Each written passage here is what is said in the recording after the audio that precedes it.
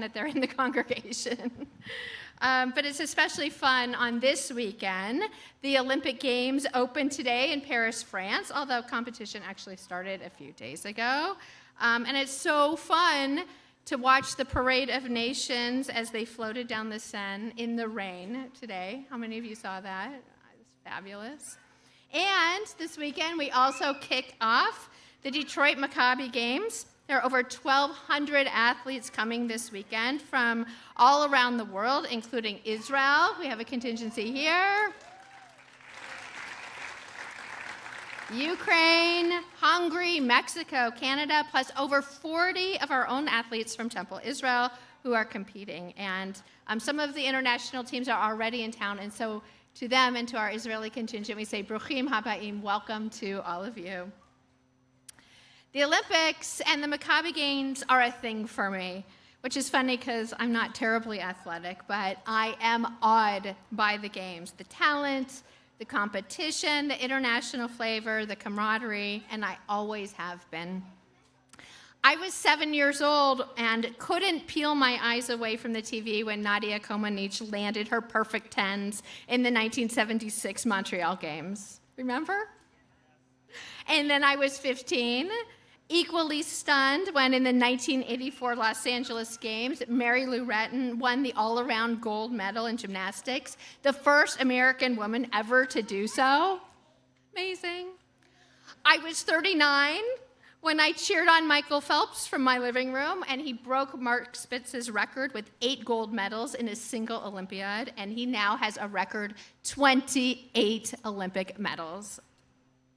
And my boys were 13 and 15 when they competed in the last Detroit Maccabi Games, and I won't tell you how old I was then, but I was definitely the biggest fangirl of all time. So between the Maccabi Games and the Olympics, this is going to be a super week.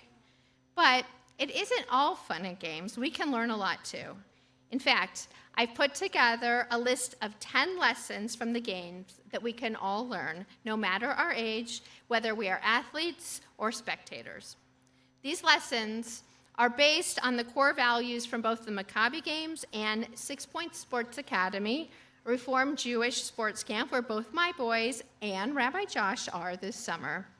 And for truth in reporting, I have to let you know that my son Benji helped me create this list. And so, in no particular order, we will start with number 1, always play fair. Be nice to everyone and be happy for others. It comes from the value of sportsmanship. A great Olympic example comes from the 2020 Tokyo Games when 2 high jumpers were tied for the gold. And instead of going to a playoff round, they spontaneously asked the referee, can there be 2 golds? And they shared first prize, literally a win-win situation. Number 2, keep trying to get better at what you do and learn new things. Practice, practice, practice. This is based in the value of growth. Consider the story of Usain Bolt. He didn't make it past the first round of competition in the Athens Olympics in 2004. But he spent the next 4 years training and working hard, and in 2008 in Beijing, he not only won the gold, he broke all the records to become the fastest man in the world. Okay, number 3, make educated and thoughtful decisions.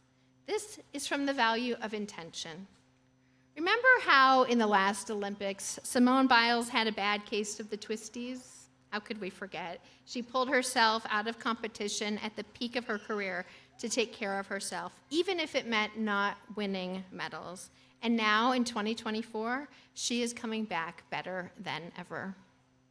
Number 4, work with others and help each other succeed. This is the essence of teamwork. It is true for every team, but think about how the Olympic men's basketball team is a collection of the best of American basketball players.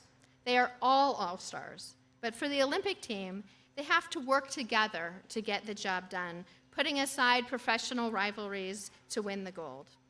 Another way of saying it is, as they did in the opening speeches today, you can't hold the ball, you have to pass. Number 5, be a good role model to others and help them do their best. This is the value of leadership. I heard about Eliana Goldstein, a swimmer in the 2017 Maccabi Games. When her teammate was feeling nervous, Eliana took the time to give advice and work with her. She also organized extra practices and cheered her on in her events, and she helped her teammates improve, and at the same time, built positive energy for the whole team, showing that leadership is really about lifting up other people and helping them to succeed. Okay, number 6, try to make the world a better place with your actions. This is the essence of tikkun olam, repairing the world.